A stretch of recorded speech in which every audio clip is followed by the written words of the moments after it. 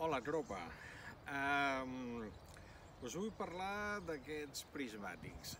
En primer lloc, jo sempre he dit en els cursos que per ornitologia hem d'utilitzar prismàtics de 8 augments o de 10 augments i no més, perquè més augments normalment redueixen el camp de visió, l'apropar més, i llavors per trobar ocells movent-se entre el brancam o passant ràpid volant, doncs tens dificultats per trobar-los.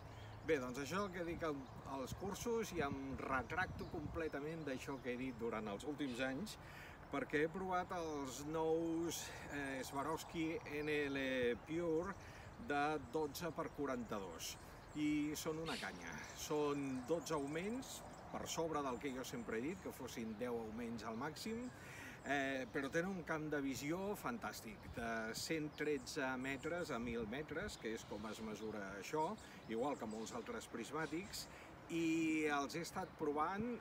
D'entrada, bé, l'òptica i la nitidesa, què dir, és com qualsevol d'aquests productes d'alta qualitat que té Swarovski, per tant, una qualitat increïble, una nitidesa brutal, però a més aquests 12 augments amb aquest camp de visió ample, doncs són fantàstics. No he tingut cap problema per observar ocells movent-se entre el brancam, per agafar ràpidament un ocell que passa volant, i realment si tingués els 2.900 o 2.600 euros que costen, ara em canviaria els meus prismàtics per aquests.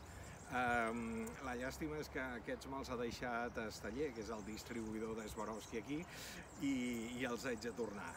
Però us dic, són uns prismàtics magnífics, extraordinaris, i realment, per tant, em retracto de tot el que he dit, que 12 augments no servia.